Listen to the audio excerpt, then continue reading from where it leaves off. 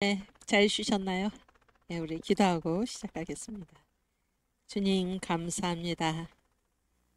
이 시간 성령의 은사로 저희들을 덮으시고 지혜를 주셔서 우리 주님께서 저희들에게 하시는 말씀을 이 역사 가운데서 깨달을 수 있도록 인도하여 주시옵소서. 감사하며 예수님의 이름으로 기도하옵나이다. 아멘. 네, 아까 우리가 얘기했던 그 한국의 역사, 언더에다 그렇지. 어, 여기 이제 언더우드 2세 얘기를 제가 지금 하다가 잠시 광고를 했는데, 언더우드 2세는 언더우드 1세, 언더우드 1세가 이제 우리나라에 오신 선교사 중에서 이분의 특징은 뭔가 하면은 이제 최초, 근데 최초 그랬을 때 두 사람이 걸려요. 두 사람이 걸립니다. 한 사람은 로버트 제르메인 토마스고, 다른 한 사람은 알렌이에요. 알렌. 알렌인데,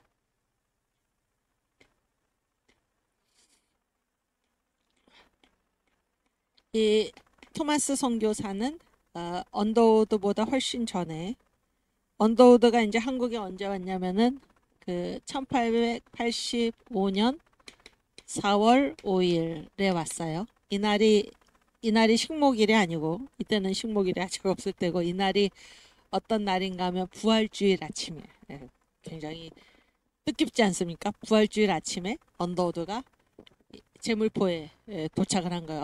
언더우드가 탄 배가. 근데 이 배에 누가 타고 있었나? 언더우드하고 그 다음에 아펜젤라 부부가 타고 있어서 신혼부부였어요. 그래서 언더우드는 무슨 선교사냐면 장로교 선교사고, 아펜젤라 이 신혼부부 아펜젤라는 감리교 선교사였습니다. 그래서 이 한국의 장로교 선교사와 감리교 선교사가 나란히 첫 발을 디딘 날이 1885년 4월 5일인데, 예, 이거는 이제 언더우드 2세가 한 유명한 농담입니다. 농담. 그래서 선교사들 사이에, 그리고 한국인들은 이제 누가 먼저 한국 땅에 발을 디뎠나, 거기에 관심이 많다 그러네요. 거기에 관심이 많다. 그래서 아펜젤라 있잖아. 아편설라. 그래서 이 아펜젤라가 앞편에 설라고 그랬더니 언더우드가 나무 밑으로 먼저 갔다. 이렇게 이제 뭐 농담을 하고 그러는데, 이제 이 언더우드 2세 선교사 말은 그게 중요한 게 아니다. 그게 중요한 게 아니다. 이제 복음이 한국 땅에 이제 처음 전해졌는데, 어쨌든 이 부활주일 아침에 이제 언더우드와 아펜셀라 부부가 같이 인천에 도착을 했어요. 제물포에 도착을 했는데, 그때가 이제 갑신정변 직후입니다. 갑신정변 직후라서 분위기가 상당히 안 좋았어요. 그래서 선교사가 뭐 서양 선교사가 들어와 가지고 뭐 들어오는 일조차도 이제 굉장히 아주 금기시 됐고 어려웠던 그런 상황이었는데, 이 아펜젤라 선교사가 이제 뭐라고 서울에 있는 미국 공사관한테 뭐라고 그 타진을 물어봤냐면은, 우리가 지금 서울에 가가지고 이렇게 거할 그런 곳이 있습니까?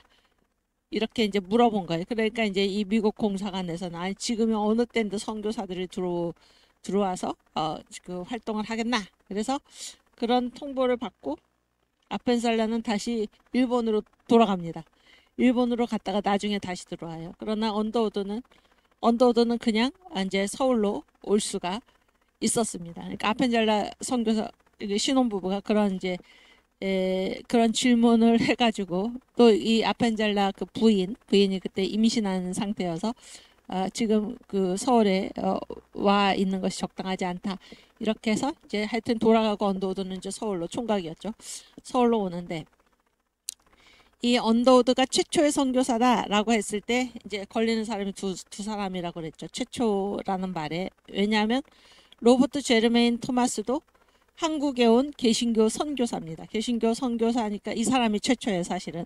언제 왔나? 1886년에 왔습니다. 86년 아니 66년에 66년에 와가지고 어떻게 했나요? 1866년에 와가지고 죽었죠. 순교했습니다. 그럼 최초가 아니잖아. 언더우드가 최초가 아니죠. 또 알렌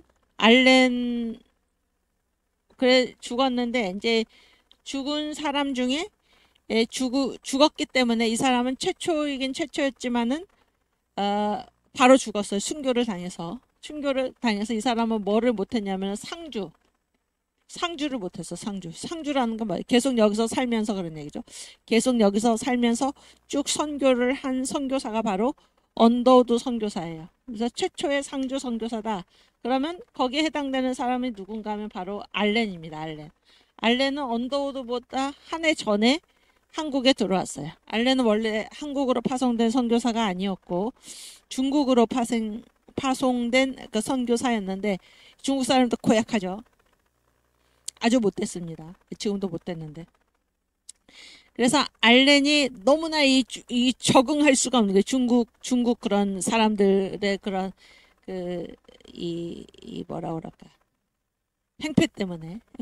그런데 선교사들이 한국에 와서 정말로 놀랐던 것은 한국 사람들은 그토록 이 외국인들에게 아주 감사하고 관대하고 이런 모습이었어요. 그런 게 굉장히 놀라웠는데 어쨌든 알렌은 뭐 한국은 생각도 안 하고 중국에서 자기가 선교를 하다가 도저히 견딜 수가 없어가지고 저 어떻게 합니까? 저 어떻게 합니까? 저 돌아가고 싶습니다. 이렇게 그러니까 언더우드나 알렌이나 둘 다 미국 북장로교의 파송 선교사입니다. 그래서 미국 북장로교 선교 본부에다가 타진을 했더니 알렌한테 그러면 당신은 지금 한국으로 가라 이렇게 해가지고 언더우드가 이제 한국으로 가기로 되어 있는데 알렌이 이제 그런 타진을 해서 이제 언더우드보다 먼저 1884년 9월에 언더우드는 원래 중국으로 파견되었던 선교사인데 한국으로 그때 이제 가라는 명령을 받고 들어와요. 1894년 9월에 84년 9월에 그러면 뭐예요? 언더우드가 최초가 아니죠. 최초가 아니고 알렌이 최초고 또 알렌도 역시 토마스처럼 와가지고 금방 순교하고 죽은 게 아니라 알렌도 계속해서 살았어요. 그러면 언더우드와 알렌의 차이는 어디 있는가? 여기까지 갔으면 이거는 알렌에 해당이 되는데 언더우드는 뭐가 다른가? 목사 선교사였습니다. 목사. 복음 선교사였어요. 다른 말로는 복음 선교사. 그러나 알렌은 뭐예요? 최초로 상주한 선교사가 맞는데 알렌은 무슨 선교사였냐면 의사 선교사였어요. 의사 선교사. 아시겠죠? 그래서 여기에 차이가 있습니다. 여기에 차이가 있어요. 그래서 언더우드는 우리나라의 최초로 와서 상주한 목사 선교사의 영예를 언더우드가 가지고 있는 거예요. 그래서 미국의 북장로교 선교 본부에서도 이렇게 지금 선교사를 다 파송하잖아요. 알렌도 파송을 하고 언더우드도 파송을 하고 다 보내는데 이거 알렌하고 언더우드하고 나이가 비슷했어요. 알렌이 한 살 많았어요. 알렌은 1858년생이고 언더우드는 1859년생이에요. 그러면 우리나라에 온 때가 미국은 다 만 나이로 하죠. 그래서 연세대학교의 교정에 보면은 저는 이제 그 비문을 다 외우는 거죠. 주강생이 무슨 말이에요? 그 연호죠. 주님이 오신 지 그런 얘기예요. 주님이 오신 1885년 4월에 박사 언더우드를 얘기하는 거예요. 박사 25의 장년으로 걸음을 이 땅에 옮겨. 그러니까 이 땅에 올 때가 몇 살이었다는 거예요. 25살 때였다. 여러분 25살 때 뭐 하셨습니까? 응? 25살 때 뭐 하셨어요? 뭐 하셨어요? 25살 때 이 언더우드가 한국에 지금 선교사로 온 것이에요. 박사 25의 장년으로 걸음을 이 땅에 옮겨 33년 동안 선교사란 33년 동안 선교의 공적이 널리 사방에 퍼지고 큰 학교론 연희 전문이 이루이니, 연희 전문을 세웠다는가 큰 학교, 대학이죠. 그럴싸 박사 늙으시도다. 이게 그 위당 정인보 선생이 이 언더우드 동상의 비문을 썼는데, 이 위당 정인보 선생은 최고의 한글 학자입니다. 그의 글은 그토록 아름다워요. 그토록 아름다운데 그분이 이 언더우드 동상 비문을 언제 썼냐면 1928년에 썼어요. 1928년에. 그러니까 언더우드가 1916년에 서거합니다. 연희 전문학교, 지금 연세대학교 세우다가 너무 고초를 많이 겪어가지고, 그것도 누구한테? 지금 전 목사님은 한국교회 목사들한테 시달리는 것처럼. 평양에 있는 선교사들, 평양 선교, 언더우드는 서울에 있었고 평양 선교부에 있었던 그 선교사들 때문에 너무 스트레스 많이 받아가지고 이 조선기독교 대학, 지금 연세대학교, 당시로는 연희전문학교, 서울에 대학을 세운다, 이거를 평양에서 그렇게 싫어했어요. 그래서 엄청난 반대를 한 것입니다. 지금 평양에 있는 숭실대학이면 됐지 뭐 그러면서. 그래서 동료 목사들, 동료 선교사들한테 엄청나게 시달리다가 화병이죠, 화병. 스트레스 병을 얻어가지고 미국으로 요양차 갔다가 미국에서 이제 결국 서거합니다. 미국에서 서거해요. 그래서 이 언더우드 그 부인의 기록을 보면은, 언더우드가 이제 임종을 하면서 언더우드한테 이렇게 천국이 열린 것 같아요. 천국이 열려서 저기 주님 계신 그곳에 간다, 그런 말을, 그게 이제 언더우드의 이제 아마 마지막 말이었는데, 제가 지금 뭐 기억이 정확치는 않지만은 그렇게 해서 이제 언더우드가 서거를 했는데, 그래서 이제 이 둘이 막 싸웠어요. 언더우드는 이제 25의 장년으로 걸음을 이 땅에 옮겨 85년에, 알렌도 뭐 한 살 차인데 한 해 전에 왔으니까 알렌 역시 25살에 온 거지, 한국에.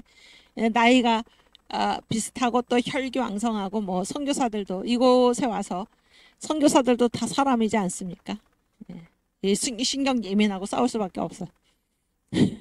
서로 다투고 막 그러니까 이제 언더우드가 너무 힘들어가서 이제 언더우드가 뭐 이 서기겸 회계 또 이런 걸 맡고 있었어요. 너무 힘들어가지고 딱 선교사 그때 둘인데, 알렌하고 언더우드인데, 그래서 미국 북장로교 이제 선교 본부에다가 편지를 해서, 나 너무 힘들다 너무 힘들다 그러니까는 이 선교 본부에서 언더우드를 막 달랩니다. 언더우드 정신 차려. 너는 그래도 목사잖아. 당신이 한국에 파송된 최초의 목사 선교사라는 것을 잊어버리면 안 된다. 이렇게 달랩니다. 알렌은 의사였고 언더우드는 복음 선교사였어요. 목사 선교사. 그래서 알렌에게 대한 기대하고 이 목사 선교사 언더우드에게 대한 기대가 전혀 다른 거예요. 그 미국 북장로교 그 선교 본부에서 이 둘을 보는 이 둘에 거는 그 사명의 그 용량뿐만이 아니라 그들이 맡은 사명의 내용이 전혀 다른 것입니다. 그래서 언더우드, 너는 목사잖아. 너는 복음 선교사잖아. 이거를 계속해서 자꾸 이제 언더우드한테 각인을 시키는 것입니다. 그래서 언더우드가 이 대한민국에 와서 한 일에 대해서 위대한 일을 했어요. 위대한 일. 이승만 대통령과 같은 위대한 일을 했습니다. 백낙중 박사는 뭐라고 썼나? 언더우드는 이 땅에 와서 한국의 천국을 건설해 갔다, 이렇게 썼습니다. 한국의 천국을 건설해 갔다. 저희 선생님께서 쓰신 그 한국 기독교회사, 제가 오늘 교재도 안 갖고 왔는데, 한국 기독교회사에 보면은 13장이 제목이 뭔가 틀을 잡아간 한국교회인데, 거기에 보면은 한국교회 이 언더우드 특별히 언더우드가 손을 안 댄 분야가 없습니다. 왜냐하면 보세요. 이 기독교 복음이 전해졌죠. 이 복음은 완전히 그 영을 바꾸는 것입니다. 한 나라의 영을 바꾸고 그래서 이 바뀐 영에 따라서 사회의 모든 분야를 새롭게 하는 것입니다. 선교사들이 와가지고 복음만 전한 게 아니에요. 이 예수의 정신으로 이 복음의 정신으로 왜냐하면 이거는 그동안은 누구한테 눌려있던 문화입니까? 사탄한테 눌려있었던 나라입니다. 그래서 이 예수의 복음의 이 성령이 모든 분야에서 이 나라를 새롭게 바꾸는 그러한 일이 이 선교사들의 선교에 의해서 이루어졌고 그 중심에 대한민국 건국의 중심에 이승만이 있었듯이 이 한국교회 복음 선교의 중심에 언더우드가 있었어요. 그는 최초의 상주 목사 선교사였기 때문에 그의 사명이 바로 거기에 있었던 거예요.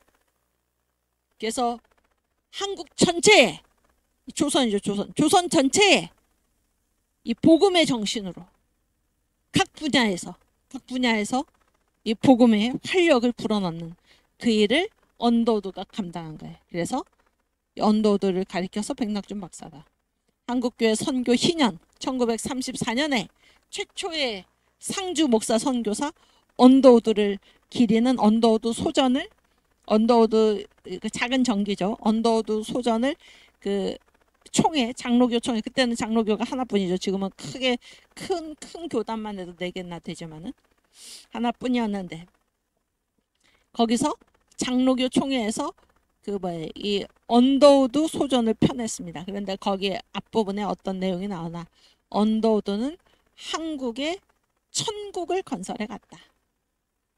한국 교회가 아니라 한국의 천국을 건설해 갔다. 마치 이승만 대통령이 기독교 입국론으로 대한민국을 건국했듯이. 그리고 지금 정광 목사님이 그리고 목사님과 함께 목사님의 그 시국 선언을 듣고 목사님의 말씀을 듣고 깨어난 여러분들이 저와 여러분들이 목사님과 함께 지금 한국의 전 분야에 걸쳐서 새롭게 이 나라를 제2의 건국을 이루어 가듯이 그러한 일을 감당한 사람이 누구인가 바로 언더우드입니다. 언더우드. 그리고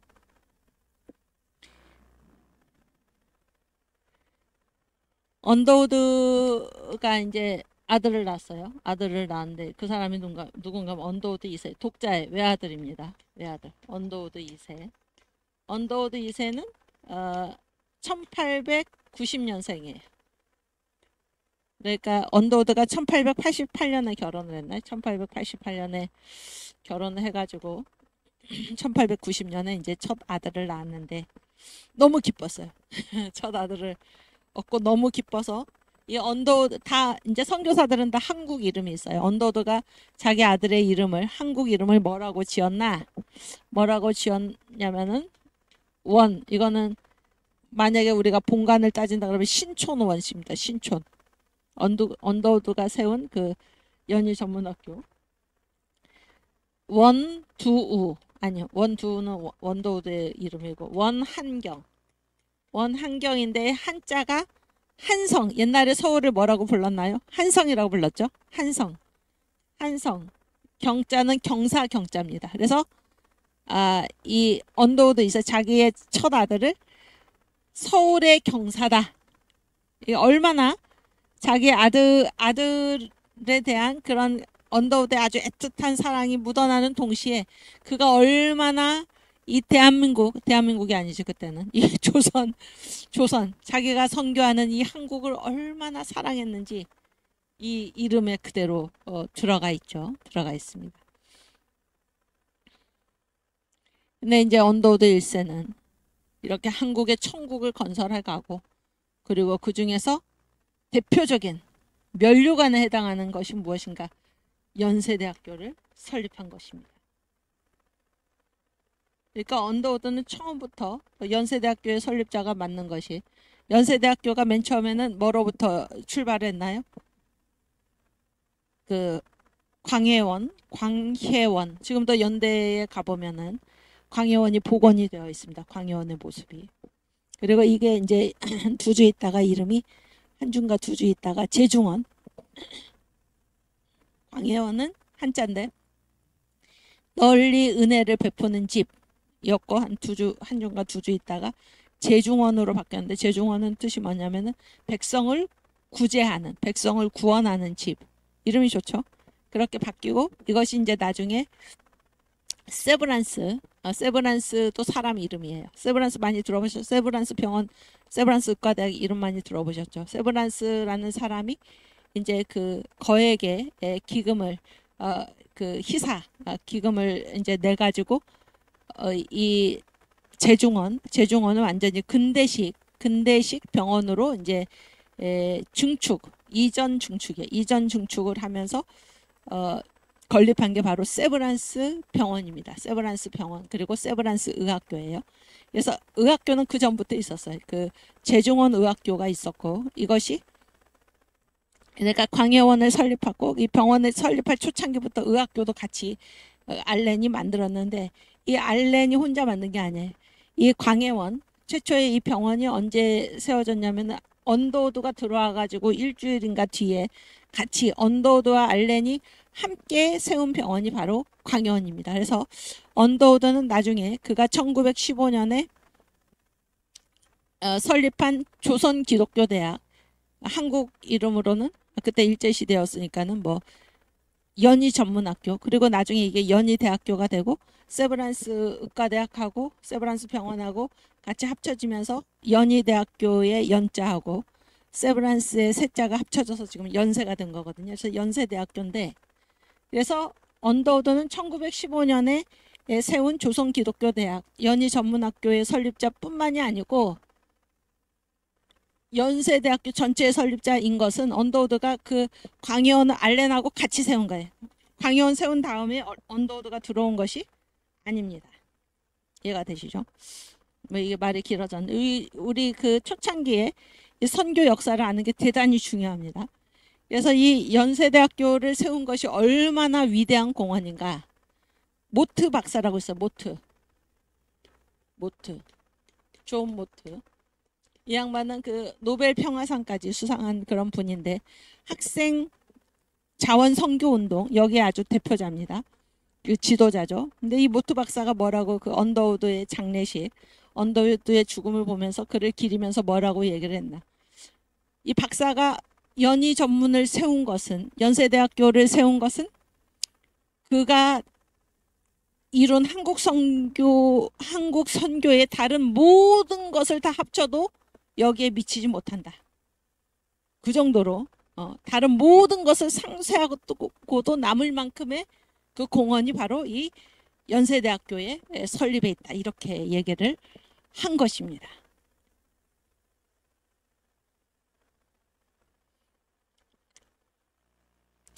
오케이. 그런데 그래서 이제 언더우드가 연희 전문 세우다가 너무 고통당해서 죽고 죽고 이제 일대 교장, 일대 대학의 그 학장이 언더우드죠. 그 다음에 이제 언더우드가 갑자기 죽자 그 2대 교장이 누군가 하면 에비슨이에요. 에비슨 선교사 역시 의료 선교사입니다. 알렌의 뒤를 이어서 바로 뒤는 아니지만 알렌의 후에 이 제중원 원장으로 언더우드가 초빙을 한 거예요. 이 에비슨도 캐나다 의사였는데 언더우드가 데려오고 그를 제중원 원장으로 앉히고 이 에비슨이 이제 미국에 가서 모금을 해가지고 와서 세브란스로부터 모금을 해가지고 세브란스 병원 그리고 의학교 이렇게 다 병원을 증축을 하는데 이 에비슨이 이제 연희 전문이 세워질 때 부교장이었어요. 그런데 교장이 갑자기 이제 서거를 하니까 에비슨이 교장으로 2대 교장으로 이제 자연 승계를 했고 그리고 이제 이 원안경 서울의 경사 언더우드 2세가 연희 전문학교에 이제 3대 교장이 됩니다. 에비슨이 정년이 돼가지고 은퇴를 하면서 이 원안경이 3대 교장이 돼요. 3대 교장이 되고 원안경이 이제 교장으로 있을 때 이제 일본이 그 태평양 전쟁으로 가면서 태평양 전쟁이 누구와의 사이에 벌어진 전쟁입니까? 일본과 미국 사이에 벌어진 전쟁이죠. 일본이 이제 미국의 그 진주만을 이제 침공을 함으로써 일어난 전쟁이잖아요. 그러면서 이제 그때 우리나라는 우리나라가 없었죠. 일본이죠, 일본. 근데 일본이 지금 미국과 전쟁을 벌였다 그러면 미국 선교사들은 당연히 뭐가 되는 거예요? 적국 국민이 되는 거예요. 적국 국민. 적국. 적의 나라의 국민이 되어가지고 다 체포가 된 것입니다. 다 체포돼가지고 구금을 당한 거예요. 구금을 당하고 결국에는 추방을 당했어요. 결국에는 추방을 당했는데 제가 왜 이 얘기를 자세히 하냐면 제가 그 연세대학교 신과대학 100년사를 제가 썼습니다. 네. 신과대학 100년사니까 연대신과는 연희 전문학교가 처음에 세워질 때부터 처음부터 있었어요. 1915년부터. 100년사니까 이게 언제까지? 2015년까지잖아. 2015년에 이 책이 이제 출간이 됐는데 1915년부터 75년까지 이 60년 앞부분의 역사를 제가 쓰고 75년부터 2015년 뒤에 40년 역사를 이제 다른 한 분이 썼는데 그래서 제가 그러니까 연세대학교 신과대학의 역사는 결국 연세대학교 역사고 연세대학교 역사는 뭐예요? 언더우드 최초의 목사 상주 목사 선교사 언더우드 한국 교회의 역사이고 한국 근대사의 역사입니다. 한국 근대사의 역사예요. 여러분 한국 교회가 이 땅에서 그 감당해온 역할에 대해서 정강 목사님의 공로가 무궁무진한데 그 중에 하나가 뭔가 대한민국 교회가 한국 교회가 대한민국에서 감당해온 역사적 공헌을 이렇게 말씀을 하셨습니다. 첫째, 민족의 개화. 이 나라를 서양 기독교 문명에 눈뜨게 한 사람들이 누군가 바로 한국 교회다. 선교사들이 복음을 전해줬고 이 선교사들이 세운 이 한국 교회가 민족을 개화시켰다는 거야. 민족을 눈뜨게 했다. 그렇죠? 이 복음이 전해지기 전까지 미국 선교사들이 복음을 전해주기 전까지 우리나라는 어느 나라를 이 세상의 중심으로 알고 살았습니까? 중국을. 그리고 우리는 뭐로 자처를 했어요? 소중화. 우리가 작은 중심. 중국은 대국. 우리는 소국. 이 얘기도 어디서 많이 듣던 얘기죠? 삶은 소대가리가 중국을 가리켜서 혼밥을 8번이나 하면서 나라를 망치는 그때 한 얘기 아니에요. 그런 우리나라를 아니야. 중국이 세상의 중심이 아니야. 이 세상에는 중국보다 더 큰 나라가 한 나라도 아니고 여러 개가 있어. 그런데 그들이 다 어떤 나라에? 다 예수 믿는 나라들이야. 그렇게 해서 이 세상의 중심이 중국이 아니고 세계에 중국보다 더 거대한 강대국들이 여럿이 있고 그들이 다 예수 믿는 나라들이다. 기독교 문명 위에 선 나라들이다. 라는 사실을 알려준 것이 바로 기독교입니다. 기독교 선교사들이고 한국 교회예요. 그래서 민족이 새로운 문명에 눈뜨게 했다 그런 얘기예요. 그래서 더 낙후된 야만으로 끌고 간 게 아니고 이제까지 우리가 알지 못했던 새로운 문명, 기독교 문명에 눈뜨게 한 그 공로가 어디에 있는가? 민족의 개화에 있어요. 그래서 아까 얘기했죠? 복음이 전해지면 선교가 되면은 나의 영의 진정한 주인이 누구인지를 알게 되고 그렇죠? 전혀 다른 체제에 속하게 되고 죽은 영이 살아나고 우리 안에 성령이 계시고 잠든 내용을 성령이 일깨우시고 영이 부활을 하고 그 다음에 종교와 문화가 완전히 바뀌고 그런 얘기를 우리가 했잖아요. 민족의 개화 누가 이끌었습니까? 한국교회가 이끌었습니다. 그 다음에 우리가 뭐를 했나요? 독립운동. 앞으로 우리가 공부할 때 배우겠지만 또 내일 저희 포럼에서 하는 주제가 3.1운동과 한국교회인데 저희 선생님이 이 강연의 부제목을 뭐라고 다루셨나? 한국교회의 세계사라고 다루셨습니다. 그래서 이거는 세계사적인 사건이다. 그 세계사적인 의의.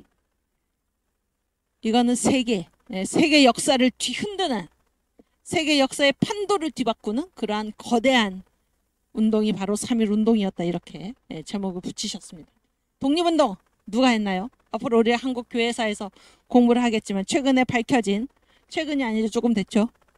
누가 3.1 운동의 배후에, 누가 이 3.1 운동이 시작되는 그 처음에 누가 있었나? 이승만이 있었다 하는 거예요. 이승만이. 그러니까 내일 유석춘 교수님의 그 토론의 제목이 뭔가 하면 3.1 운동 이승만 기획설이라는 제목입니다. 또 정광 목사님이 한기총 25대 대표회장 2019년에 그의 3.1절에 2월 28일 조선일보 기사에 보면은 이 3.1 운동은 누가 일으켰나? 이승만이 일으켰다. 이렇게 그 내용이 나옵니다.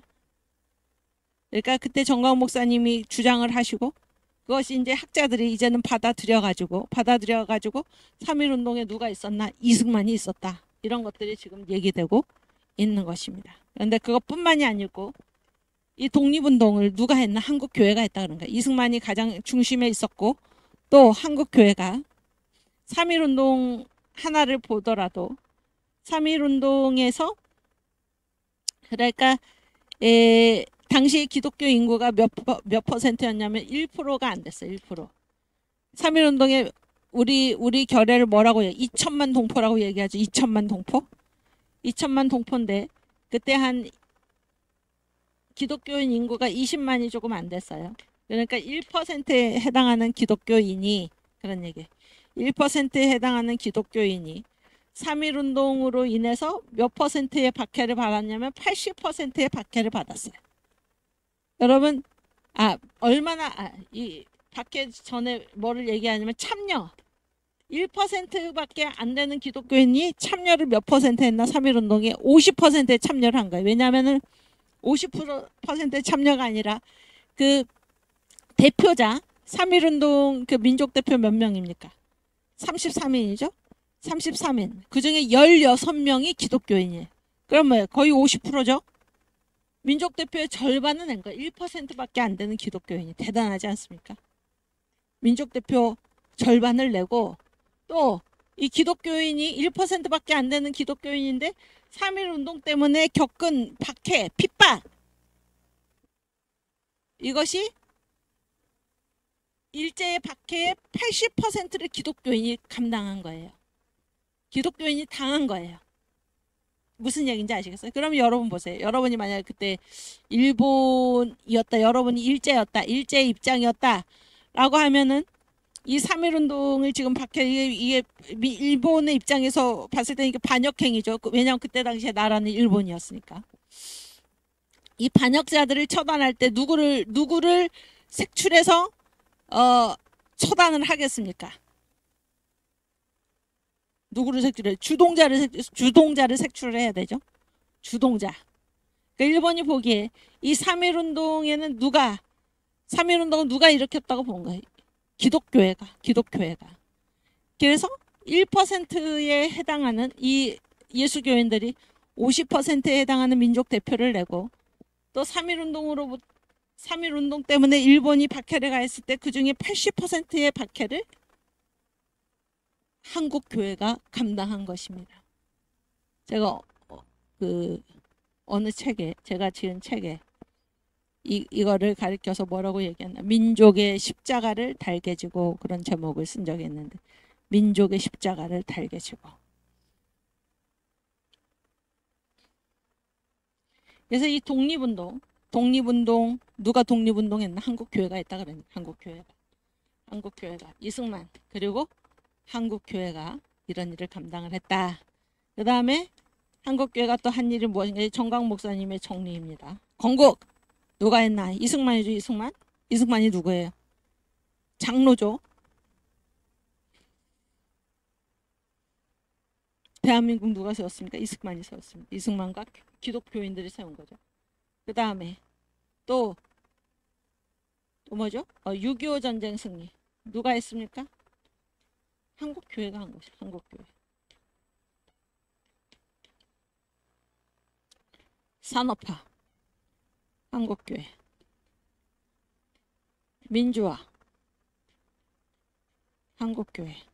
요즘 말하는 소위 86세대 민주화 운동권 이 얘기하는 자기들이 민주화 세력이라고 자처하는데 이들이 민주화를 한 게 아니고 이승만이 건국때 만들어 놓은 이 시스템, 자유민주주의 시스템, 이것이 결국 산업화를 거쳐서 민주화로 그 꽃이 피게 된 것입니다.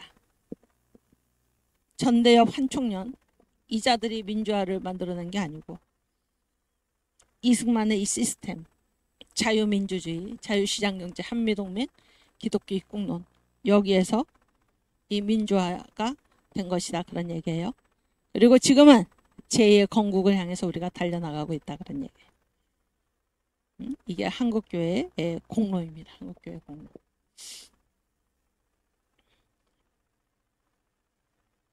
제가 그런데 무슨 얘기하다가 이쪽으로 왔죠? 여러분? 6.25 전쟁. 6.25 전쟁 하다 이쪽으로 왔나요?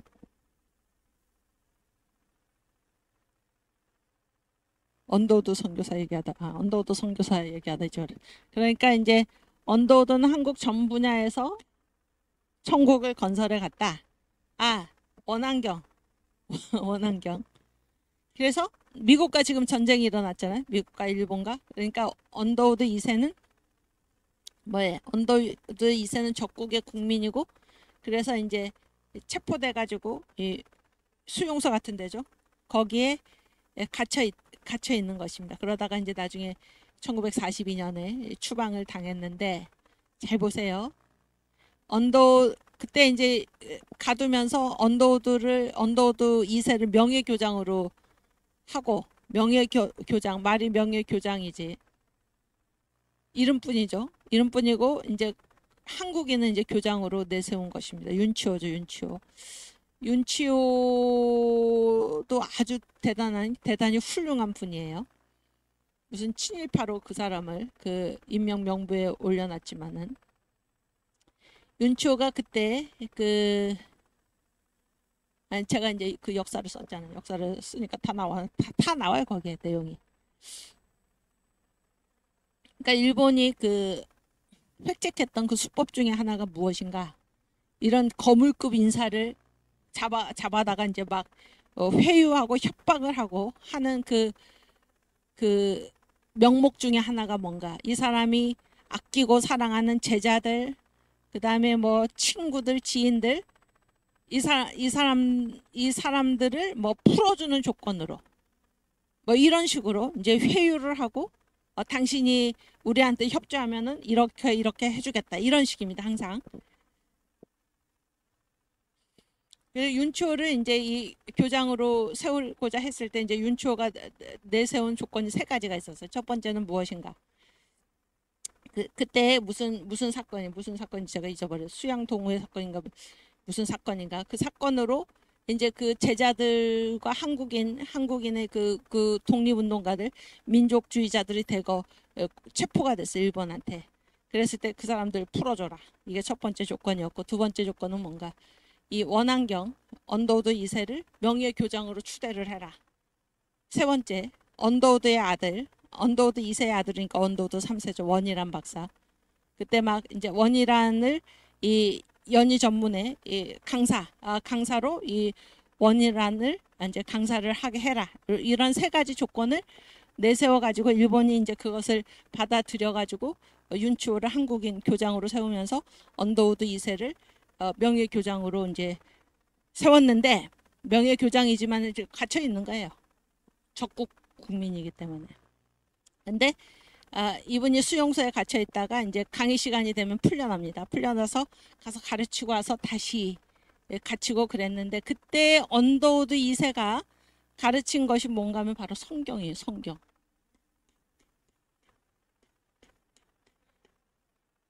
언더우드 2세가 코리아 미션 필드라는 선교지가 있어요. 선교사들이 편했던 코리아 미션 필드, 한국 선교계, 이런 말로 뭐 한국말로 번역을 하는데 번역이 좀 그렇고 코리아 미션 필드입니다. 여기에 언더우드 2세가 가장 마지막으로 실은 글, 또 한국 선교계 KMF 코리아 미션 필드의 가장 마지막 글이 뭔가 하면은 The Word of God입니다. 하나님의 말씀. 하나님의 말씀. 그래서 언더우드 2세는 자기가 그 일제시대, 혹독한 일제시대를 견디면서도 이 연희 전문에서 성경을 가르치는 일을 한 번도 포기하지 않았다라는 것입니다.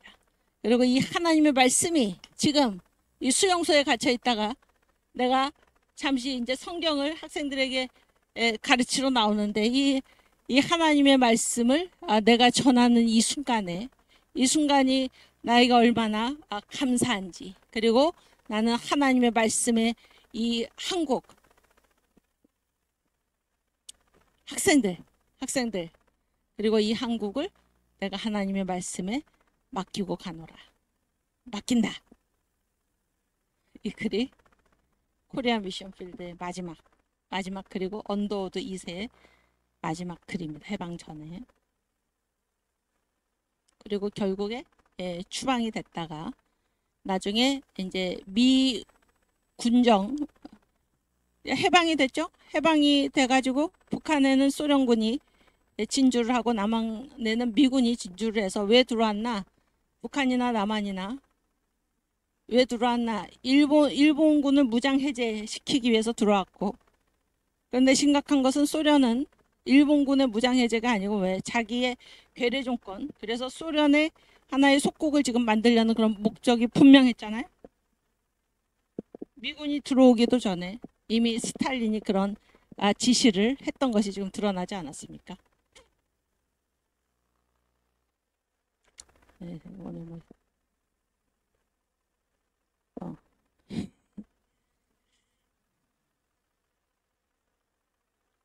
그런데 그때 이제 미군정이 들어올 때 이 언더우드 2세가 미 군정의 고문 자격으로 들어왔습니다.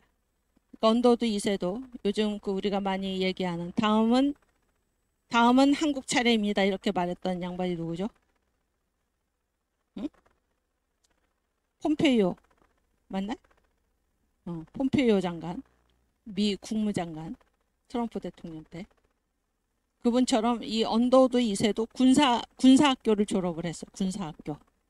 목사가 된 거는 그 한국에서 추방이 돼가지고 미국에 가서 그 전에 신학을 공부를 했었고, 목사 안수는 이제 추방이 되고 난 다음에 이제 목사 안수를 받았는데, 어쨌든 이분이 그 중고등학교 시절인가 그때 이제 이 군사학교를 졸업을 했습니다. 언더우드 2세도. 그래서 하여튼 미 군정청의 고문 자격으로 이제 한국에 온 거예요. 한국에 와가지고 이 연희 전문학교, 그러니까 진짜 주인이 돌아온 거죠. 진짜 주인이 돌아와서 이 연희 전문학교를 이제 연희대학교로 승격시키면서 자기는 이제 명예총장으로 그렇게 계셨습니다. 그렇게 계셨는데 지금 제가 언더우드 2세를 설명하고 있는 거예요. 언더우드 2세. 언더우드 2세가 왜 이 책을 쓰게 됐나를 지금 설명하고 있는 거예요. 그런데 그래서 이제 건국이 됐죠. 건국이 되고 우리가 건국일이 언제입니까? 우리나라 생일이 1948년 8월 15일이잖아요. 건국이 되고 나서 그 이듬해 1949년 3월이죠. 1949년 3월에 이때 날뛰었던 이 남한, 북한은 소련이 완전히 장악을 하고 그 소련이 앞잡이로 내세운 김일성 괴뢰 도당이 완전히 장악을 했죠. 북한은. 그러나 이 남한에는 이승만 이제 대한민국이 탄생을 했죠. 건국이 됐고, 그럼에도 불구하고 이 수많은 게릴라들, 남노당 박헌영은 북한으로 가버렸지만은 이 남노당의 아주 이 찌꺼기도 아니에요. 이제 와서 남노당 세력들, 이런 세력들이 이 새로 태어난 대한민국 정부를 얼마나 흔들었는지 모릅니다. 그리고 이들이 이 월남으로 피해 내려오는 그런 피난민들 사이에 섞여가지고 천지에서 대한민국 전체에서 살인하고 방화하고 이런 일들을 벌인 것입니다. 그런데 이 공산주의 게릴라라고 언더우드 2세가 표현을 하는데, 이 그런 공산주의 게릴라 중에 여러 명이 이 명예 총장 언더우드 2세의 집을 급습을 해가지고 언더우드 2세 부인 와그너 여사를 사살한 것입니다. 총으로.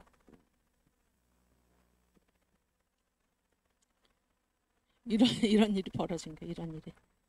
그때 이 공산주의자들의 이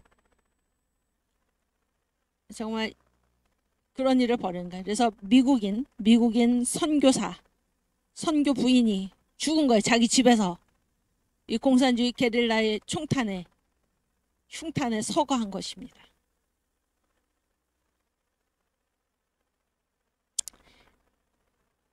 그런데 이제 어쨌든 그 언더우드 2세는 목사잖아요. 목사. 이 일로 이제 충격을 받았고 심장병이 생긴 거예요. 심장.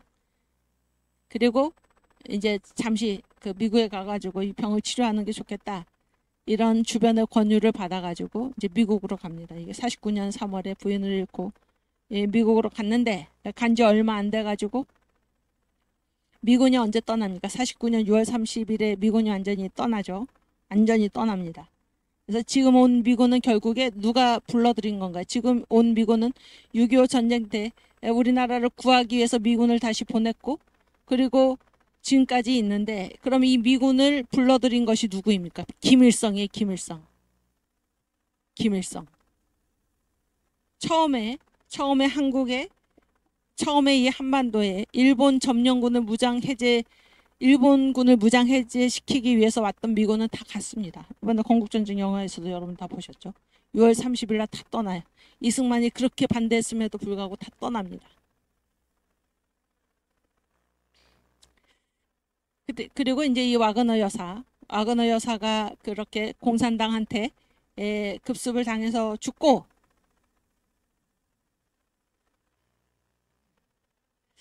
그리고 이제 언더우드 2세가 이제 이 충격을 받아가지고 심장병을 얻어가지고 요양체 미국으로 갔는데, 그때 이제 이 미군이 떠나니까 왜 북한이 이제 다시 내려오죠? 다시 내려오는 게 아니죠. 북한이 이제 남한을, 대한민국을 침공을 하죠. 그게 6.25 전쟁 아닙니까? 그래서 한국에서 전쟁이 일어났다라는 소식을 미국에서 들은 거예요. 언더우드 2세가. 그래가지고 그 소식을 듣자마자 한국으로 날아온 것입니다. 한국으로 날아온 거예요. 주변에서 당신은 지금 심장병이 그렇게 심각한데 가지 마시오, 만류를 뿌리치고 한국으로 왔는데, 한국으로 오면서 그때 이제 이 미국인들이 한국 전쟁, 이 6.25 전쟁이죠. 6.25 전쟁이 일어나니까는 이제 그 미군이 많이 오잖아요. 그러면서 이 한국에 대한, 특별히 한국에 있는 이 한국 교회의 놀라운 부흥과 성장, 이런 거를 자기들이 다 들었죠. 다 들었고, 그때 그 빌리 그레함 목사가 트루먼 대통령에게 전보로 타전한 내용이 무엇입니까? 지금 미국이 군사를 보내지 않으면은, 지금 미국이 돕지 않으면은 평양에 있는, 북한에 있는 50만 명의 기독교인이 지금 죽을 것입니다. 이렇게 내용을 보내지 않았습니까? 전보를. 그랬을 때 이 한국에 있는 그런 기독교인들의 소식, 그래서 한국과 한국 교회 이런 데 대한 이제 관심이, 한국 전쟁이 지금 터졌고 거기에 지금 미국인들이 도우러 가기 위해서 그러한 관심이 일어났고, 그래서 한국이 어떤 나라인가라는 것을 이제 책으로 써가지고 사람들한테 알려야 되는 필요성이 생긴 거예요. 그래서 미국의 어떤 출판사가 누가 지금 한국을 가장 잘할 것인가, 그랬을 때 바로 그 적임자가 언더우드 2세다. 한국에서 선교사의 아들로 태어나서 한국에서 자랐고, 미국에 와서 잠깐 젊었을 때 공부할 때 이후로는 한국에서 계속 있다가, 선교사로 있다가 추방당하고 다시 한국으로 가서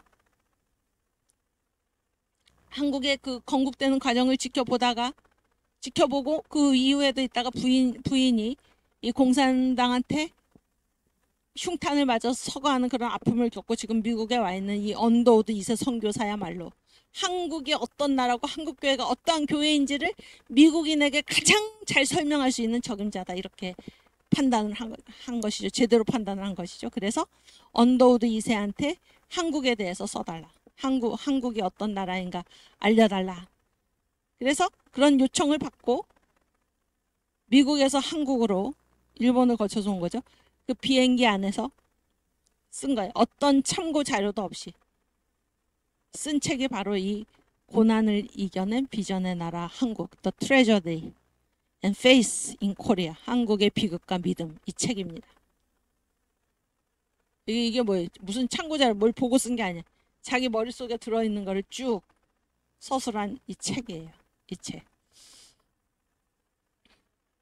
그래서 여기 보면 드디어 이제 책 설명을 마쳤어요. 이 책을 왜 쓰게 됐는지. 여기 보세요. 다시 여기 파워포인트 올려주세요. 거기에 이제 제3장이 한국의 역사예요. 그러니까 우리나라에 오신 선교사들은 이 한국학의 대가입니다. 한국학의 대가. 선교사들만큼 한국의 각 분야를 연구한 분들이 안 계세요. 한국이 어떤 나라인가 선교사들이 다 밝혀낸 것입니다. 근데 거기에 3장이 한국의 역사예요. 한국의 역사. 한국인들과 그들의 역사. 그래가지고 여러분들 혹시 제가 여러분에게 여쭙겠어요. 솔직하게 한번 대답해 보세요. 여러분이 이 언더우드 2세처럼 고조선부터 대한민국까지 쭉 이렇게 서술할 수 있습니까? 없죠? 네? 언더우드 2세는 고조선부터 해가지고 대한민국 건국까지 쭉 무슨 뭐를 보고 쓴 것도 아니에요. 자기가 다 알고 있는 거예요. 써놓은 것이고 이거를 제가 이제 표로 만든 거예요. 이 설명이 많지만 제가 표로 이제 정리를 한 것입니다. 그래서 가장 처음에 이제 고조선과 그 다음에 기자조선이 있었는데 언더우드가 이렇게 써놨어요. 이거는 역사 기록 이전이다 이렇게 써놨어요. 어쨌든 고조선이 주전, BC, 주전 이렇게 분명히 쓰고 있습니다. 그러니까 이 우리가 주전 주후라고 지금은 주후 2025년이잖아요. 이건 뭐예요? 이게 다 기독교 문명이죠. 기독교 문명. 그리고 역사의 중심이 누구예요? 예수님이죠. 이걸 분명히 한 것입니다. 우리는 그 건국하고 나서도 얼마간은 뭐를 썼어요? 단기를 썼죠. 단기를 쓰지 않았습니까? 그런데 그 이후에 이승만 대통령 때 이걸 이제 서기로 다 바꿨습니다. 그러니까 이 오랜 문화를 이제 이 문화를 바꾸는 데는 굉장히 오랜 시일이 걸리는데, 근데 이 한국의 역사, 이 주전 2333년에 고조선이 세워졌다 이렇게 쓰는 것입니다. 그러니까 이 연호를 분명히 했다 그런 얘기. 아까 그 언더우드 동상 비문에도 정인보 선생이 다 예수 믿은 거죠. 뭐라고 썼습니까? 주강생 1885년 4월에 주님이 이 땅에 오신 지 1885년 4월에 박사 25의 장년으로 걸음을 이 땅에 옮겨, 이렇게 이 연호부터 분명히 하는 거예요. 연호부터. 그리고 주전 1100년에 기자조선이 세워졌는데 이건 다 역사 기록 이전의 얘기다 그런 얘기고, 잘 보세요. 언더우드 2세가 뭐라고 하고 있나. 예수님 탄생 직전에 삼국시대가 시작됐다 이렇게 얘기해요. 그러니까 모든 역사의 중심이 누굽니까? 예수의 예수. 예수 탄생 직전인 주전 57년에 삼국시대가 시작이 되어가지고 이것이 예수님 오신 이후 676년까지 계속됐다 이렇게 얘기를 합니다. 그 다음에 이제 통일신라 시대가 918년까지, 고려시대가 1392년까지, 조선시대가 1910년까지. 그때 수도가 어디였다 다 써놓죠. 그 다음에 일제시대가 1910년부터 1945년까지. 그리고 해방이 돼서 나라가 없죠. 이제 나라가 없기 때문에 이걸 과도기라고 써놨고, 나라의 건국을 위한 시기고, 이걸 미군정이죠. 이 과도기, 나라가 없던 때 미군정기가 1948년까지 지속이 됐고, 이때 이제 대한민국 정부가 대한민국이 나라가 새로 건국이 된 거죠. 그래서 대한민국이 1948년부터 현재, 여기서 현재는 언제, 이 고난을 이겨낸 비전의 나라 비행기 안에서 이 글을 쓰는 그 1950년 그때까지 지금 대한민국이 이어지고 있다 이런 얘기입니다. 이해가 되시죠? 그럼 여러분, 여기에서 그 아까 뭐라 그랬어요? 이 선교는 예수의 통치가 확대되는 것이고 영이 바뀌는 거고 뭐라 그랬어요? 그러니까 우리가 우리 삶의 진정한 주인이 사탄이 아니라 하나님이시다라는 것을 진정한 주인을 찾는 것이고 그다음에 뭐예요? 죽은 영이 살아나고 종교와 문화가 뒤바뀌는 것이고 체제가 바뀌는 것이다. 이 거짓인 사탄 이 내가 완전히 속았구나 하는 것을 깨닫는 것이다. 이게 바로 선교라고 그랬죠. 예수의 통치를 받는 것이 선교라고 그랬잖아요. 그러면 그런 기준에서 봤을 때 한국 역사의 결정적인 분기점 그 이전과 그 이후는 완전히 다르다.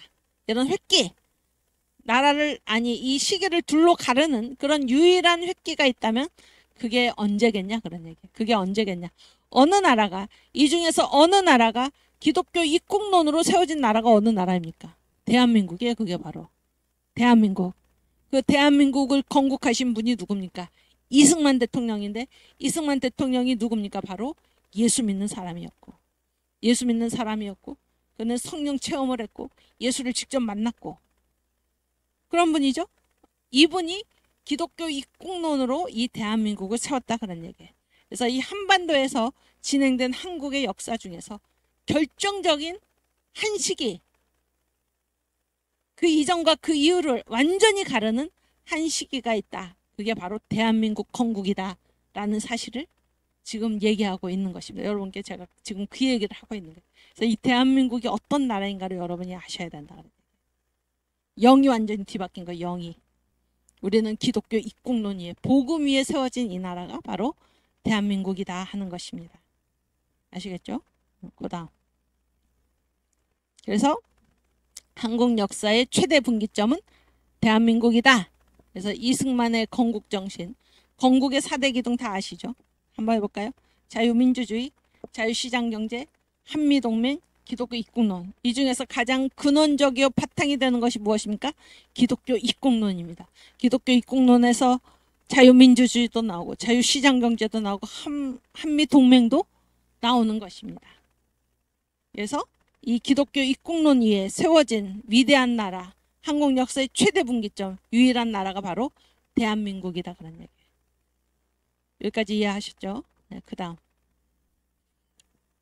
그래서 한국에 이제 복음이 전파됐어요. 기독교 선교죠.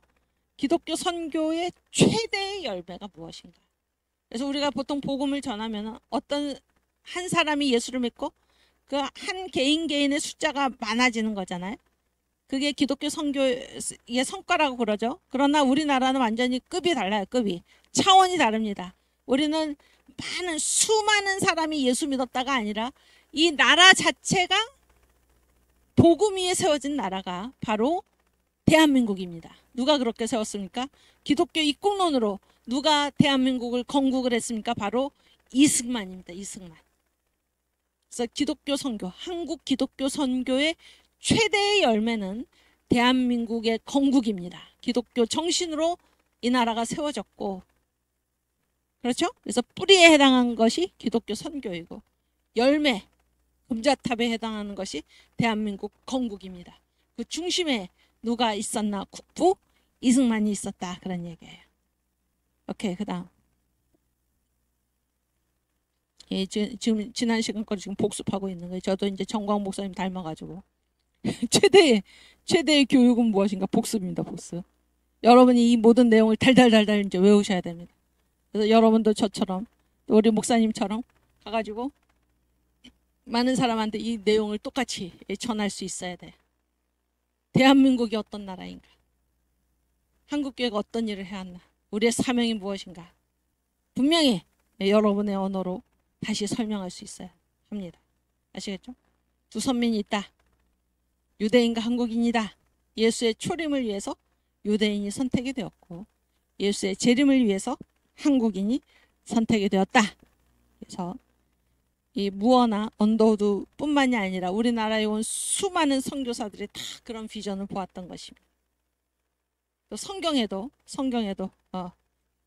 욕단의 자손이죠. 욕단의 자손. 그거를 추적한 그러한 책이 그 유석근 교수님 아리랑 민족이죠. 아리랑 민족. 다 이게 또 학문적으로도 증거가 지금 되는 것 아닙니까? 오케이. 그다음.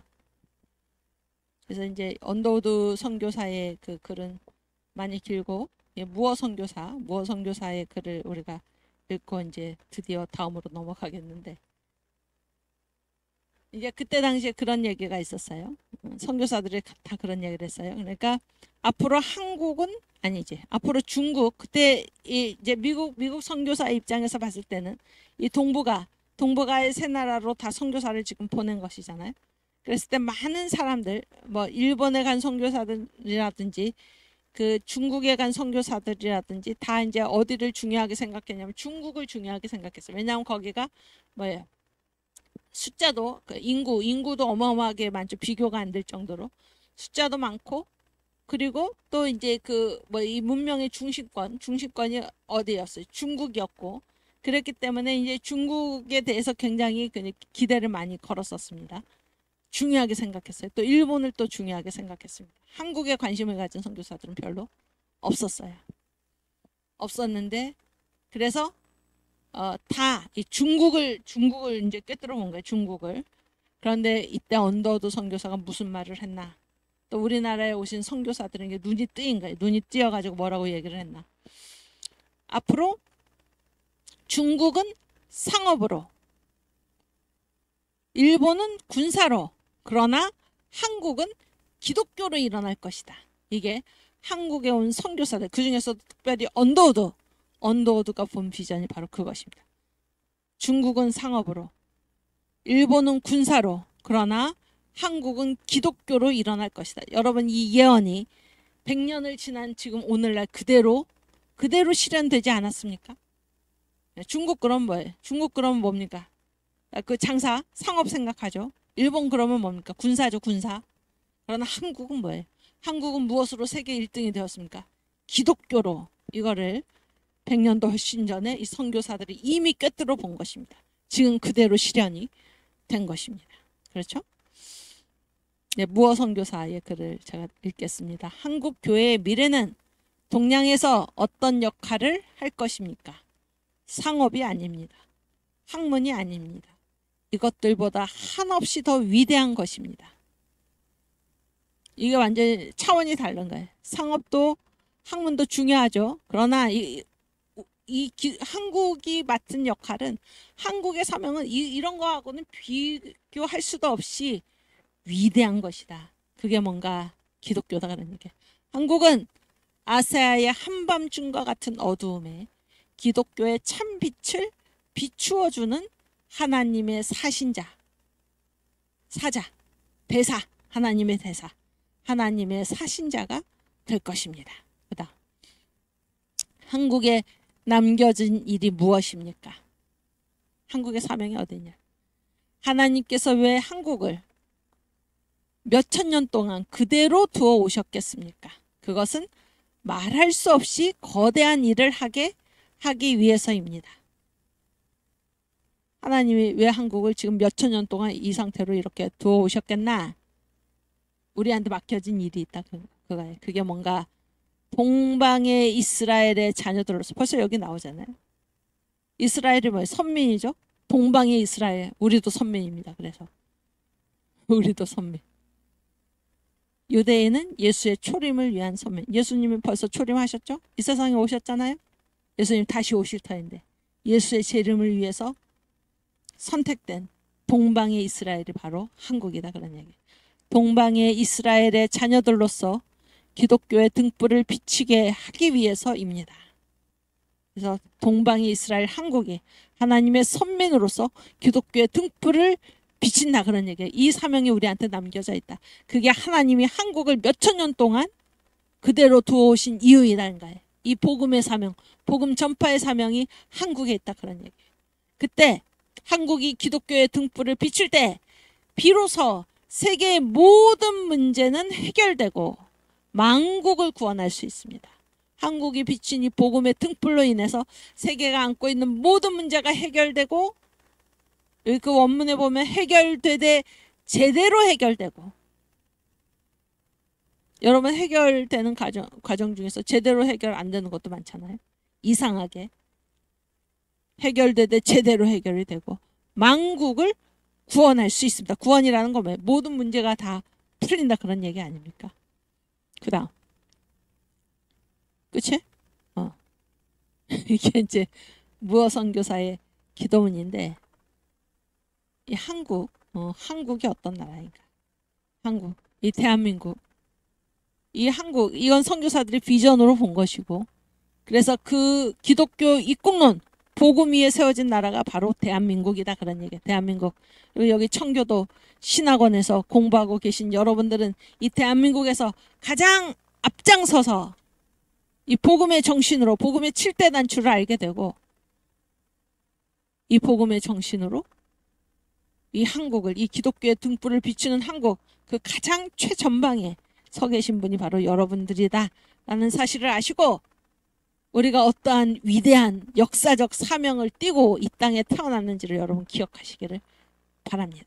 그렇죠? 그래서 이 3.1절 전에 우리가 반드시 이 자유마을 7대 결의사항을 달성을 해서 1000만인이 조직이 되어서 지금 북한으로 넘기려고 이 나라가 북한 체제로 넘어가는 이것을 우리가 두고 볼 수가 없고 반드시 이 나라를 다시 세우고 그래서 저 종북 주사파 마귀 사탄의 세력이 다시는 이 나라를 어떻게 해볼 생각도 하지 못하도록 우리가 반드시 3.1절 전에 1000만 조직을 달성해서 나가야 할 것입니다. 그 일을 위해서 여러분께서 이제 며칠 안 남았죠.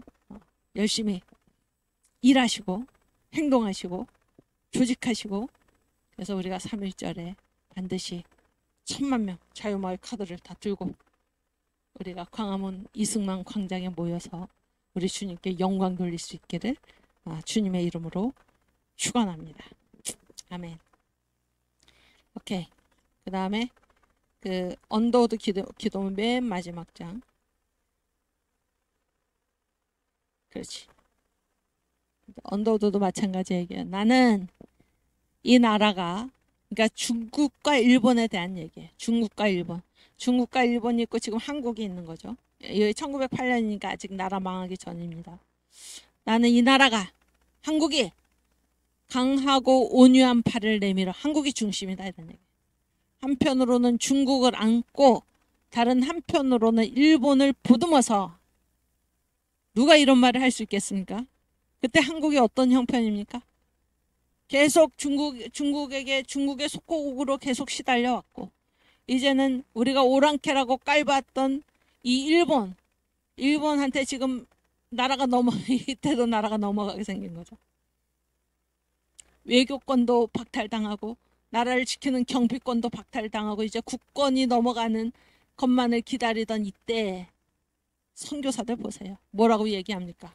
나는 이 한국이 강하고 온유한 팔을 내밀어서 한편으로는 중국을 안고 이런 말을 누가 합니까?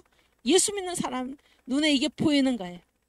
한편으로는 중국을 안고 다른 한편으로는 일본을 보듬어서 일본에 대해서는 지나친 편견과 보수적인 태도를 지향하고 복음으로 끌어안으라 그러니 중국에 대해서는 변함없는 신뢰를 유지함으로써 중국을 복음으로 끌어안으라 그런 얘기예요. 세 나라 사이에 세세 무궁하신 어린 양의 영광을 찬양하며 만왕의 왕이요 만주의 주 되신 예수 그리스도를 대망하는 기다리는 아름답고 멋진 기독교 국가로서의 연합이 이루어지는 날이 오기를 소망한다. 누가 해야 됩니까? 한국이 해야 된다. 그러니까 한국이 복음으로 중국을 보듬고 일본을 보듬어서 어린 양 예수의 이름이 세세 무궁토록 찬양이 되는 또 예수의 오심을 기다리는 기독교 국가로서의 연합 그걸 누가 해낼 것인가? 한국이 해내야 된다. 그런 얘기예요. 놀라운 얘기 아닙니까 여러분? 놀라운 얘기 아닙니까? 응? 1908년이면 언더우드가 몇 살 때? 언더우드가 한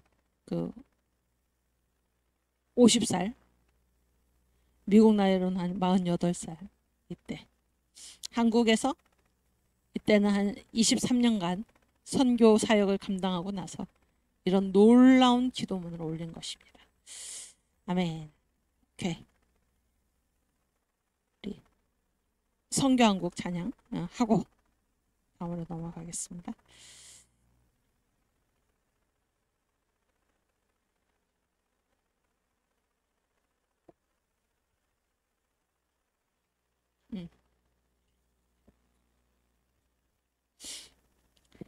영원한 주님의 십자가 사랑 우리를 재촉하시네.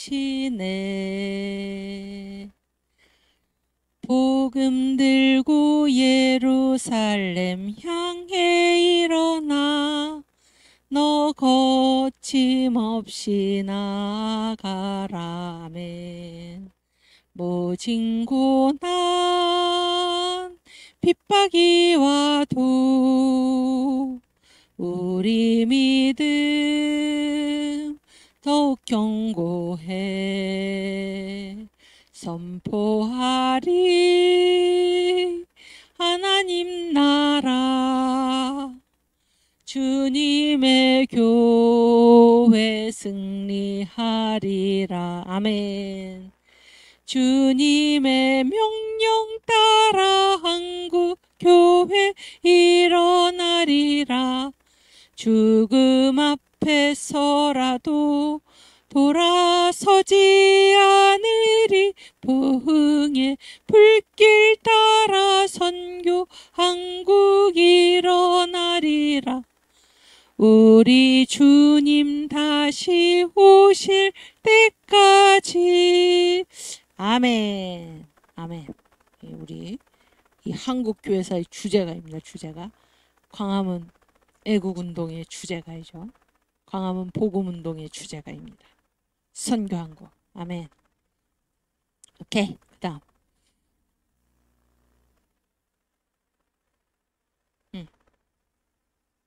그래서 우리가 다시 이 거대한 이 중대한 이 긴박한 역사의 시점에서 우리가 다시 한번 짚고 넘어가야 할 것이 이 체제가 있어야 선교 한국도 가능하다. 그런 얘기예요. 이 체제를 우리가 사수해야 합니다.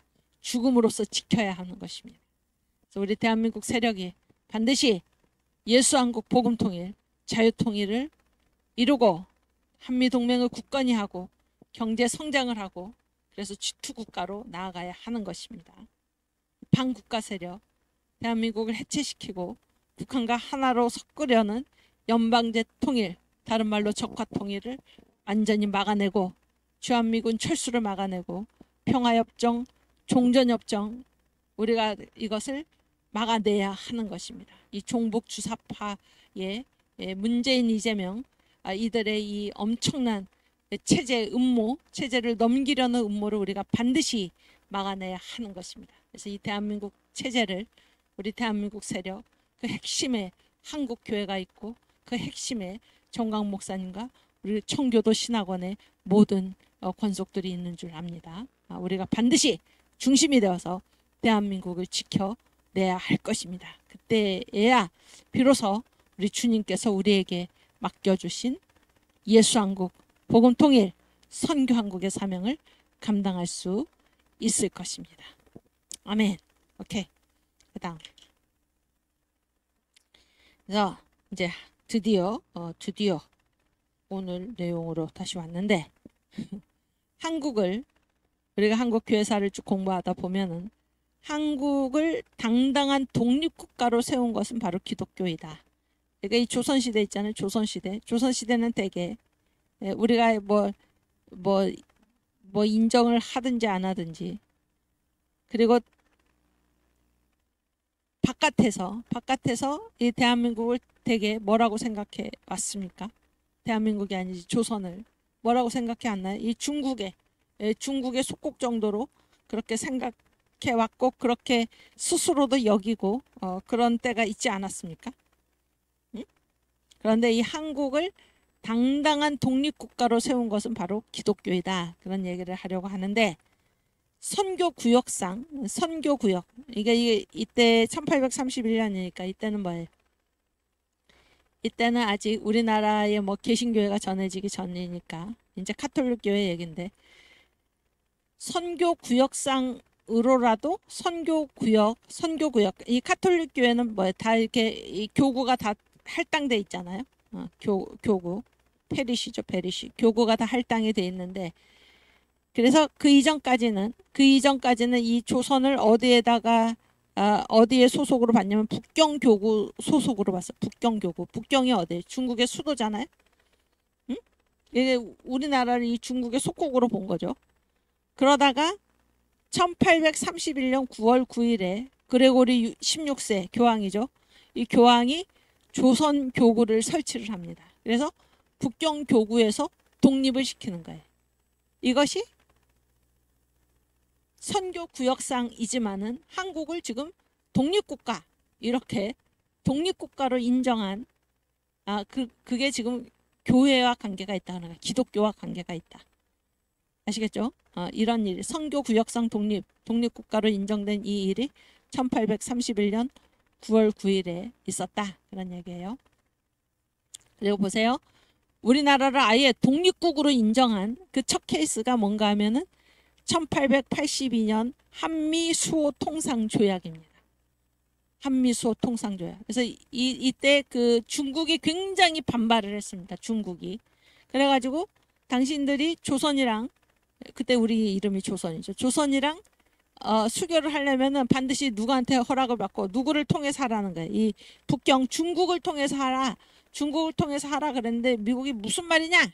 그러면서 이 한국과 그때 한국은 세계 꼴찌 나라입니다. 미국은 세계 1등 나라예요. 세계 최강의 강대국하고 세계 최약의 약소국하고 지금 동등하게 조약을 맺은 거예요. 조약을 맺으면서 한국을 최초로 독립국가로 인정한 조약이 이 조약이었다라는 거는, 서울에 이제 그 조약을 맺으면은 그 수도에다가 그 대사관을 설치를 하잖아요. 그렇죠? 그때 서울에 주재했던 미국 대사를 또 보내죠. 미국 대사의 지위하고 중국의 수도 북경에 주재했던 그 대사의 지위가 동급입니다. 동급. 우리나라를 속국으로, 중국의 속국으로 본 게 아니에요. 독립국으로 인정을 한 것이, 언젠가 최초로 인정을 한 것이, 이건 국가를 인정을 한 거예요. 국가로. 언제? 1882년에 한미수호 통상조약에서. 여러분, 이때는 미국 선교사가 우리나라에 들어오기 전입니까? 후입니까? 82년이면 지워버렸네. 아까 85년 주강생 1885년 4월이라고 그랬죠? 알레는 한 해 전 1884년이라고 그랬죠? 선교사가 들어오기 전입니까? 후입니까? 전이에요. 전에 이미 미국과 우리가 수호 통상조약 서로 지켜주고 통상 서로 무역을 하고 이런 조약을 맺을 때, 대등한 조약이죠. 조약을 맺을 때 이미 한국을 독립국으로 인정한 그런 경우입니다. 이 기독교, 미국이 어떤 나라예요? 기독교 국가 아닙니까? 기독교 국가. 그렇죠? 그리고 이 한미수호 통상조약, 이것 때문에 선교사들이 이걸 빨리 한국에 들어가서 복음을 전하라는 신호탄으로 이걸 알아들은 거예요. 그래서 언더우드가 무슨 얘기를 하냐? 지금 한국과 미국 사이에 수호통상조약이 맺어졌으면 이게 빨리 가서 한국의 복음을 전하라라는 그런 신호탄인데, 우리가 그 신호탄을 듣고도 이 2해나 넘겨가지고 들어왔다라는 사실에 언더우드가 개탄을 하고 있는 글이, 아까 우리가 읽었던 언더우드 선교사의 기도문이 나오는 그 책이 뭔가 하면 더 콜 오브 코리아, 한국의 부름, 한국이 부른다.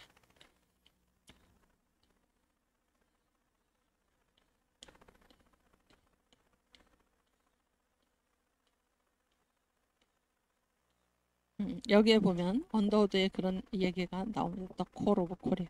여기 나온가? 예, 여기 나온 것 같아요. 오케이. 또 보세요.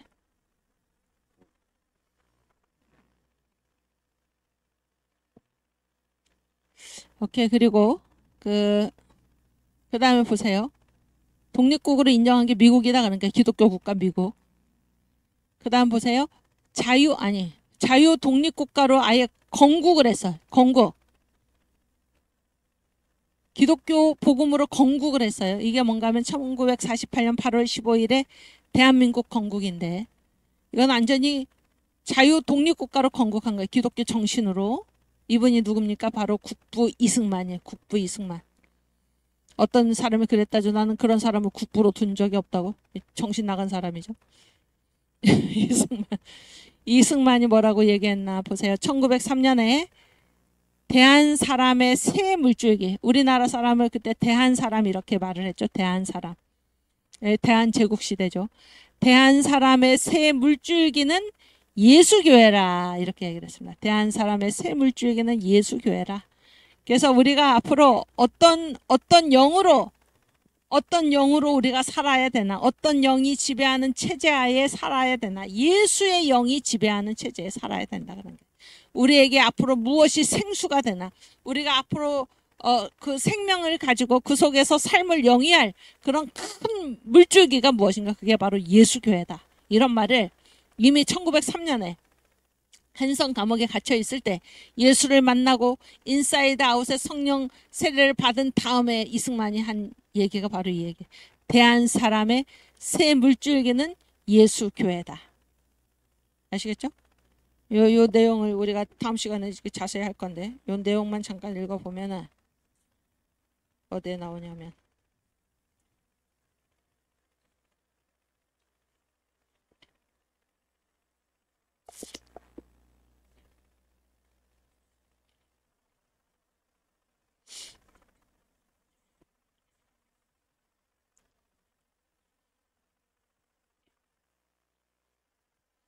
여기 이게 어딘지 모르겠네. 그 두 가지 편벽됨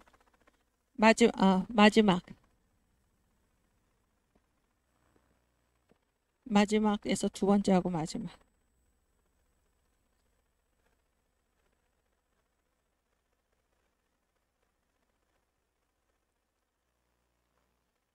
잠깐만. 그게 아니고 그 앞에, 조금 더 앞에. 그 앞에. 오케이. 제가 다음 시간에 이걸 자세히 읽으려고 그러는데 보세요. 대개 세상 사람의 마음은 항상 부유하고 존귀한 자를 먼저 돌아본다. 그렇죠? 세상 사람들은 그렇죠. 그래서 부자나 세객은 뭐예요? 권세 있는 사람.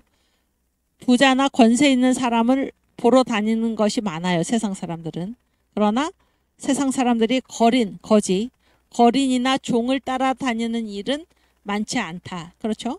또 세상 사람이 보기에 지혜도 있고 옳은 일도 한다는 사람은 남이 도와주려고 해요. 남이 도와주려고 하고 가르치기도 하지만은 악하고 버린 사람은 함께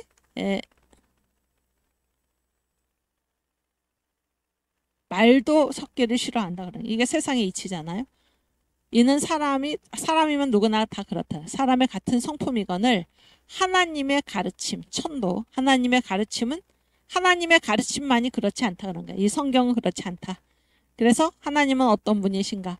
사람이 버리는 것을 취하는 거예요. 하나님은 사람이 천하게 여기는 것을 높이고 가장 악한 자를 먼저, 악인부터 먼저 가르쳐요.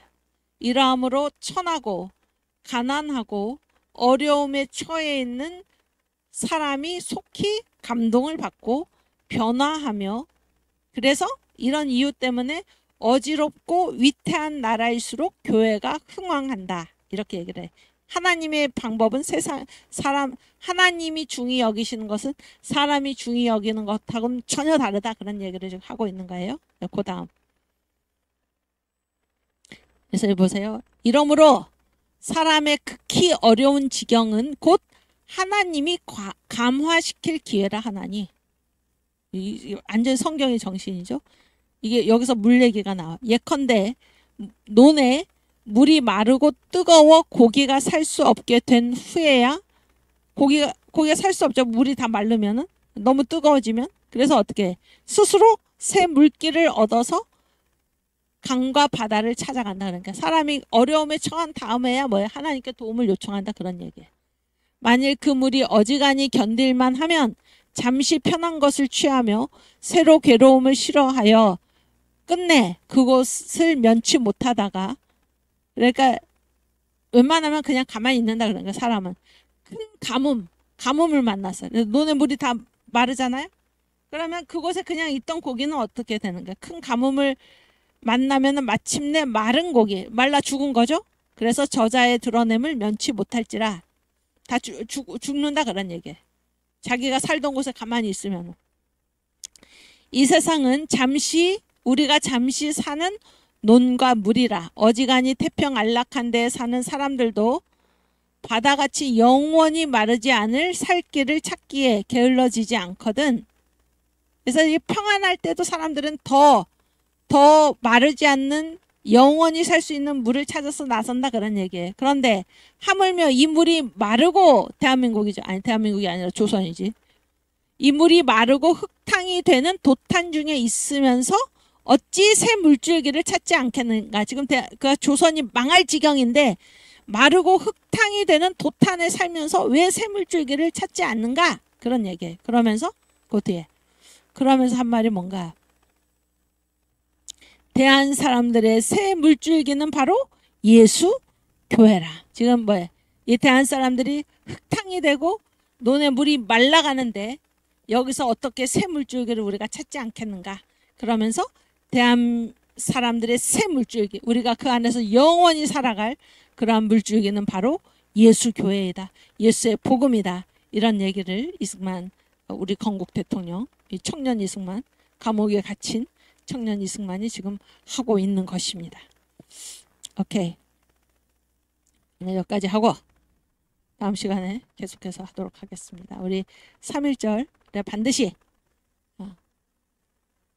목사님의 표현을 그대로 하면 돼지 소풍 가듯이 줄줄이 다 데리고 자유마을 카드를 들고 다 우리 3.1절 이승만 광장에 함께 모여서 이 나라를 반드시 다시 세울 수 있기를 바랍니다. 우리 주기도문 하고 마치겠습니다.